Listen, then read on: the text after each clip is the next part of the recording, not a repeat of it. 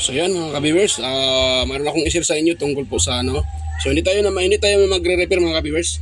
So mayroon akong i-share po sa inyo tungkol sa function ng isang diode o yung tulad ng ganito na diode, you know. Or yan. Or ano man yan, anong klaseng diode man yung IN 5470 yan or IN 4007 ayan. Basta diode, ganitong diode. Ito ay kadalasang ginagamit sa circuit, yan, di ba? Makita natin 'to sa mga electronic parts, sa mga board, yan. So ngayon, i-share ko sa inyo mga ka-viewers ay ano ba talaga ang kahalagahan ng isang diode? Yan, di ba?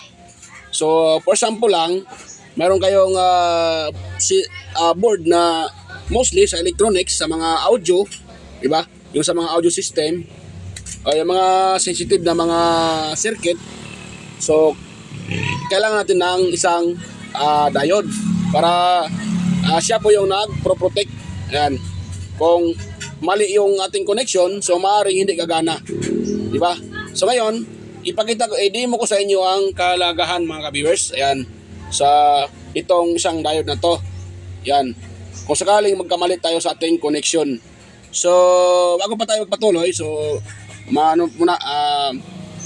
tawag dyan, intro muna mga ka-viewers.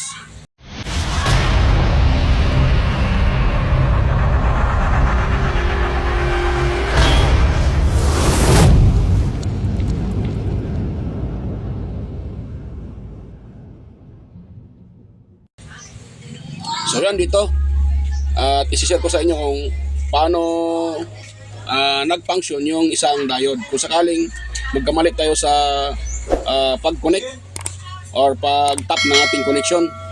So lalong-lalo na sa mga amplifiers, tulad ng mga maliliit na amplifier o anong klaseng man yan sa circuit. So magamit ito mga guys, malaking tulong ito para kahit nagkamalit tayo, hindi niya hindi niya paano yung supply, hindi niya padadaanin yung maling supply. Yan. Kung sakaling for example naglagay tayo ng ng supply na 12 volts o kahit anong 5 volts man, 12 volts man yan.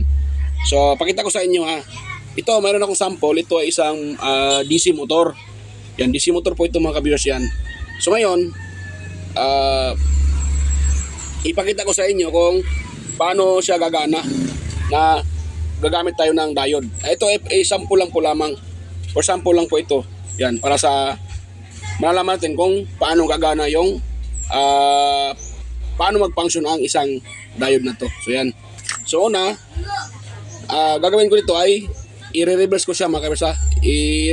Ito kasi, tingnan nyo po, di ba may nakita kayo na yung parang silver na yan. So pasensya na, madumi yung ating kuko. Kaka-repair natin ng electric pan na yan. So yan So yung parang silver na yan, yun po yung negative. Ito naman yung positive.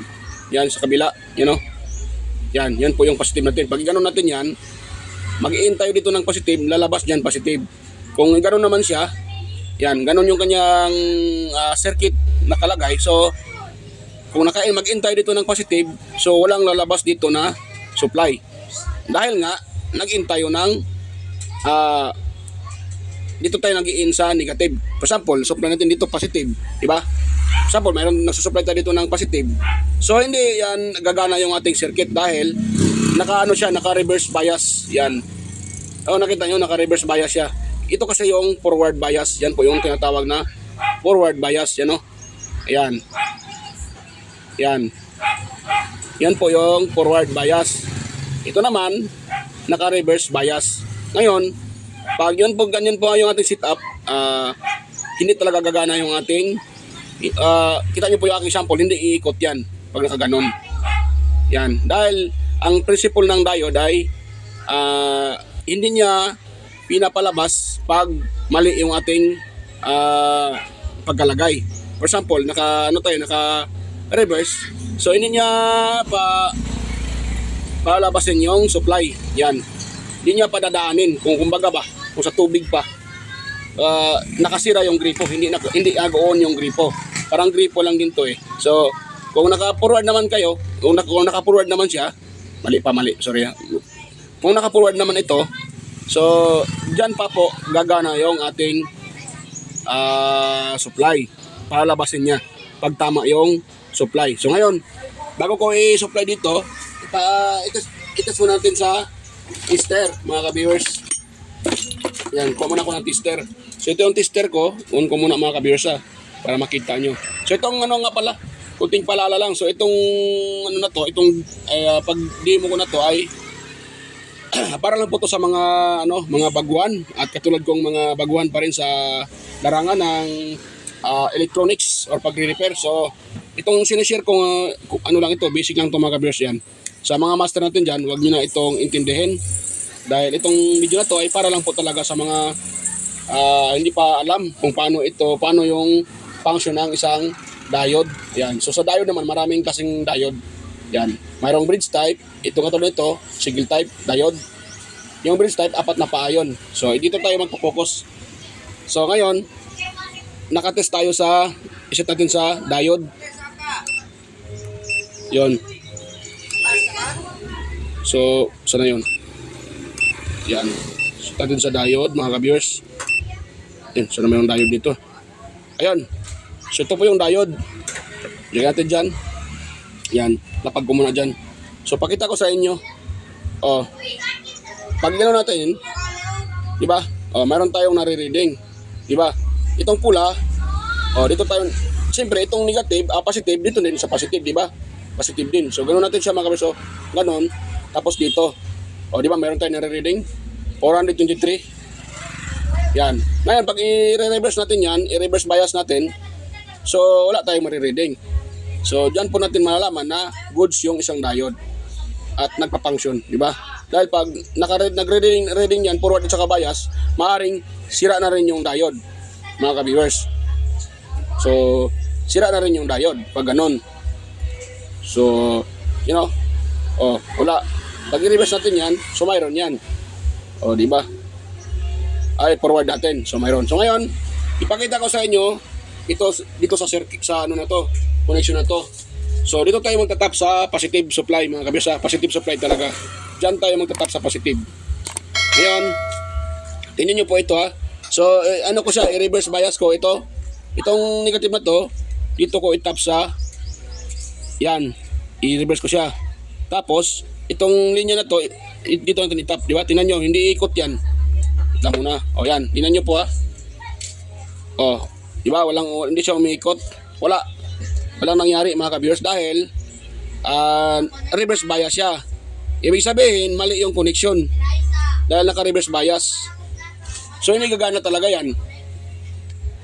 Pinipigilan ni diode na makalabas yung supply, makapasok. So hindi niya pinapapasok yung supply. Tingnan niyo po. Tingnan niyo pong yung parang ano na yan, parang silver. Negative yan eh. So ibiniliskat ko, pinapa-reverse ko, ibig sabihin naka-reverse bias yung diode. So hindi niya papapasokin yan. Di ba? So kung sakaling nagkamali tayo ng supply, itong negative napunta natin dito, so hindi talaga gagana yung ating yung susuplayan natin. Ngayon, i-try ko naman i-forward bias. Yan po ay gagana na. Yan po yan, yan. Positive. So dito natin itap natin dito mga ka-viewers, yan. Tingnan nyo, di ba? Gumana yung yung fan, umiikot siya. So ganun lang yung principle ng isang diode. Ganun yung kanyang function, kung paano siya gumana. Yan di ba? Tatanggalin ko, mamamatay yan. So isalpa ko to ulit sa positive, yan Dahil continuous yung flowing niya. Diba? Dahil naka-forward bias siya. So pag naka-forward bias, continuous yung flowing. Yan. Pinapalabas niya yung supply na positive. Dahil tama yung connection niya. Diba? Tama siya dahil naka-forward. So continuous flowing. Pero pag ito po yung ating i-reverse, yan, gano'n natin siya. So mangyayari, hindi talaga gagana. Dahil hindi pinapapasok ng diode yung negative supply. Dahil itong kabila ay negative ito di ba? Itong kabila negative ito. Ngayon, nagsusupply tayo ng negative papaloob, so hindi talaga gana ito. Dahil mali yung connection natin. Di ba? Yun. Ni-reverse natin yung diode, ibig sabihin, ang papasok sa kanya ay, kung isipin natin, ay negative din. So hindi gagana. Pero kung tutuusin natin, hindi talaga pinapapasok ni diode yung supply dahil nga mali yung ating connection. Dahil mali. Yan. So ganito lang yung pagkaano ko pagka-set up. Pwede naman ito naka-stay din ito at ilipat-lipat natin ito dito. So ganun pa rin yan. Hindi din gagana yung diode. Di ba? Yan. Pero pag i-reverse mo yan, pino-forward mo siya, forward bias yan, gagana at gagana talaga. Ayun, di ba mga ka-viewers? Di ba? So nakaka-amaze tingnan na sa simpleng nito, so malaking tulong para ito sa ating circuit. Yan. Kung sakaling wala ito sa circuit, walang ganito mga ka-viewers, magkamali kayo sa pag-connect, sumaring masisira yung inyong circuit to mga ka-viewers. Yan. Maaring masisira. So isa din itong protection sa ating circuit, itong si diode. Yan, di ba?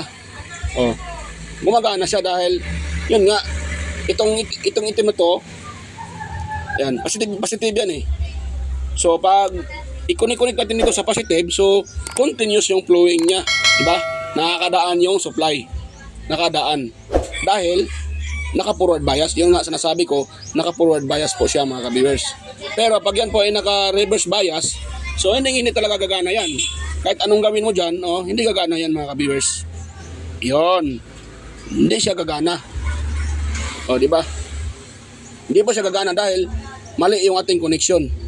Kahit anong gawin mo dyan, hindi gagana talaga yan. Pero pag i-forward bias mo siya, gagana yan. Dahil pinapapasok ni diode yung supply. Yan ibig sabihin yan, continuous yung flowing. So pasensya na po pabalik-balik yung pagka-explain. So ganun lang po siya mga ka-viewers. Yung tawag yan, principle ng diode. Yan, ganun yung malaking gamit niya sa ating circuito. Yan, kung sa makaling nagkamali tayo, so maaaring hindi gagana yung ating circuito pag nagkamali tayo ng tap. So kung iisipin natin, mas malaki talagang tulong ng isang diode sa isang circuit. Yan, di ba? Pinipigilan niya ang papasokin yung maling supply. Nagana siya. Yan. So pakita ko sa inyo. Wala. Yan, di yan gagana.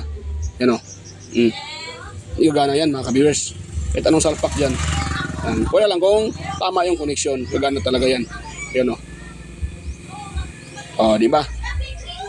So yan mga ka-viewers.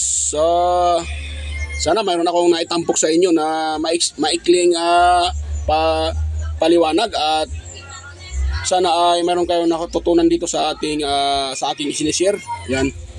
So sana mayroon kayong nakuhang kunting ideya man lang tungkol sa diode. So ako po naman ay hindi naman tayo master, hindi naman tayo marunong talaga. So mayroon akong kunting kaalaman lang pakay sa itong na to, tungkol sa diode na to, kung paano siya gamitin natin sa tamang paggamit. Yan. Paano siya ang pagtuturo na to ay pinapakita ko lang kung paano siya gagamitin at paano siya ilagay sa circuit sa tamang paraan. Yan. At kung paano siya nagpo-protect. So yan mga ka-viewers, hanggang dito lang po itong video to at sana meron kayong nakuhang kunting ideya at sana wag yung kalimutang mag-subscribe sa aking channel at wag kalimutang mag-share at i-like yung ating video at higit sa lahat paki-subscribe na aking channel. Ayan. So sa muli mga ka-viewers, tayo magkikita-kita muli sa aking next na mga upload at ako po ay pansamantalang magpapaalam at magkikita-kita lang tayo ulit sa next na aking mga video. So yan, bye-bye mga ka-viewers at God bless us all po. Bye-bye po mga ka-viewers.